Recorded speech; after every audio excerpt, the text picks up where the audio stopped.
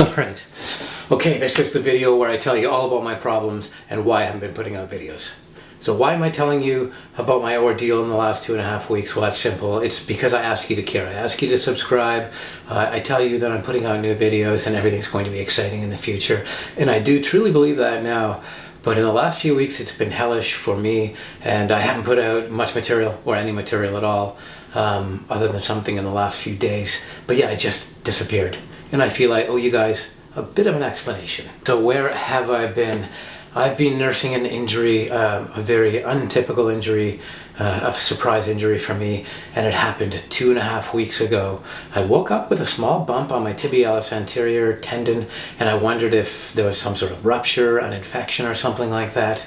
It got worse over the next 24 hours, and the next day I was limping, so I thought it was time to go into emergency and find out what I was dealing with.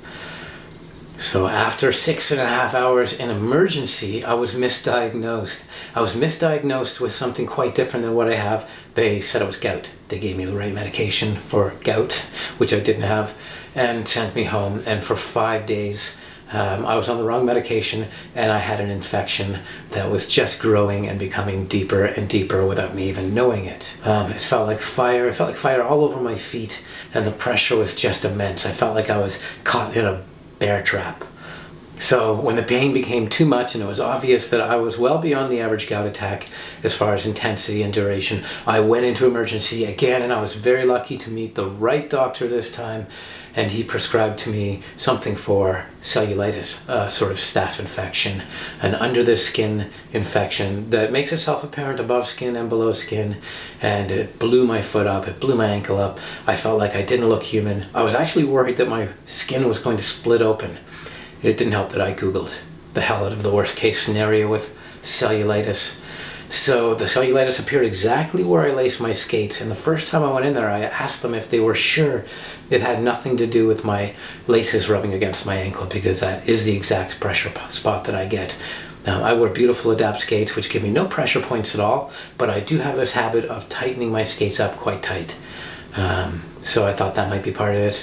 And 6 days into the infection, I found out that yes, it probably was related, unless I got like an insect bite, or I nicked myself, or Dexter's dew claw went into that spot exactly on my ankle. Ernie is coming tippity-tapping towards me. Come on, baby. So I spent a lot of time on the couch with little Ernie, didn't we, Ernie? He insisted on laying between my legs, and occasionally stepping across my infected leg. But you were a good little infection dog, weren't you? You took care of Papa? Are you a good boy, Ernie? Are you a good boy? Yeah, he's a good boy. Onto his chair. So yeah, that's where I've been. It's been an impossibility. Even thinking about skating has been really difficult for me. So for the first time in the last couple days, I really felt in my being that I wanted to skate like crazy, and I just can't wait for this thing to go down. But it's taking a little bit of time. It's holding on, and I think it's gone. I think it's going. I really hope so. Because I want to be able to jam this foot into a skate and get out there as quick as possible. I'll start with some fairly modest sessions, I imagine, and I have to make sure that I take care of myself and don't get in this position again. So yeah, don't know if it was my fault, don't know if it was the luck of the draw. It happens to skaters, it happens to NHL players, it happens to other athletes who have wear and tear on certain body parts. So yeah, this is definitely on my radar.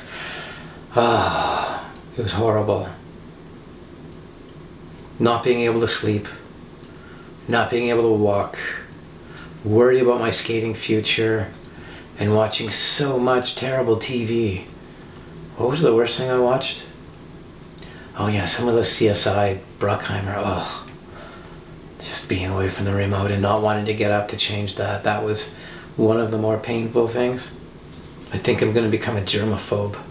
Going to concentrate on keeping my skates super clean, checking out my ankles and skin for any trauma. All it takes is like one little abrasion and the wrong bacteria to get into your skin to cause an infection like this. And if you have anything unexplained in your ankle or lower leg or feet that crops up quite quickly, go into the hospital right away. The time I spent in emergency, wow, I was there the third time around because I was having like throwing up and headache things happening. And that day I went in for like 9.5 hours for a CT scan, 2 CT scans, all sorts of blood work. I was on intravenous for like painkillers. And yeah. So yeah, I'll be skating soon. And my London video will be out soon. I wanted to get my London video out fairly quickly after my London visit, but I did not want to rush it. This is not something I'm going to put together and expect it to be viral. This is something that's very special to me, an incredible experience that I'm taking my time to put together because it's for a few very special people. And by a few, I mean a few hundred very special people. And anybody else who's interested in my experience in London, yeah, this is for you.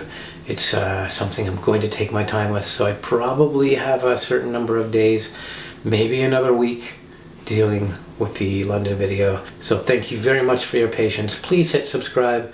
Yeah, I need it. My channel is as sick as I am, so let's juice it up. Thanks, guys. As sick as I was, it's over. I'm on the rise. Yeah, that's loser talk.